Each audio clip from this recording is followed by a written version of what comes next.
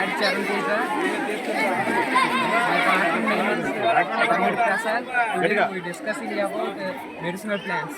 మనకు అనేక కారణాల వల్ల అనేక రోగాలు వస్తాయి. వాటిని తగ్గించుకోవడానికి ఇంగ్లీష్ మెడిసిన్స్ వాడడం వల్ల ఎంత దొరకవచ్చు, ఆ దొరకవచ్చు లేని సైడ్ ఎఫెక్ట్స్ లాంటి గురించి మనం తెలుసుకుందాం.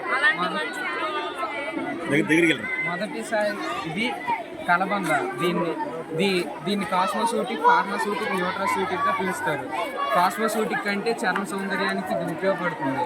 ఫార్మాసూటిక్ అంటే ఇంగ్లీష్ మెడిసిన్స్లో కూడా దీన్ని వాడతారు. నెక్స్ట్ న్యూట్రాసూటిక్ అంటే వీటిని తినడం వల్ల న్యూట్రియన్స్ ఎక్కువగా పెరుగుతాయి. నెక్స్ట్ ది బిల్లగన్నేరు. దీని వలన క్యాన్సర్ తగ్గుతుంది. క్యాన్సర్తో పాటు డయాబెటీస్ని, నొప్పులను, వాపులను తగ్గిస్తుంది.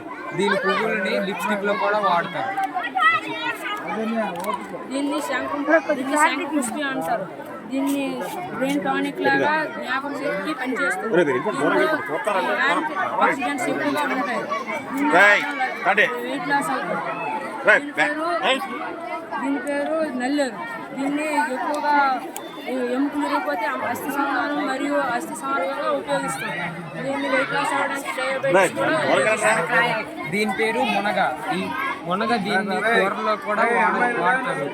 దీని వలన మనకు డయాబెటీస్, వాపులు, నొప్పులు తగ్గుతాయి. ఇది నేల ఉసిరి. దీన్ని కూడా కూరల్లో వాడతారు. దీనిలో ఎన్నో ఔషధ గుణాలు ఉంటాయి. దీని వలన కామెర్లు తగ్గుతాయి.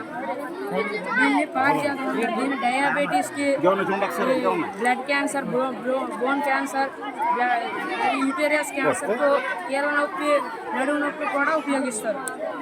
దీని పేరు పారిజాతం. డయాబెటీస్కి మరియు విరేచనలు గట్ట అవుతాయి కదా, దాన్ని కూడా ఉపయోగిస్తారు. ఇది కొండపిండాకు. దీనివల్ల క్యాన్సర్ తగ్గుతుంది.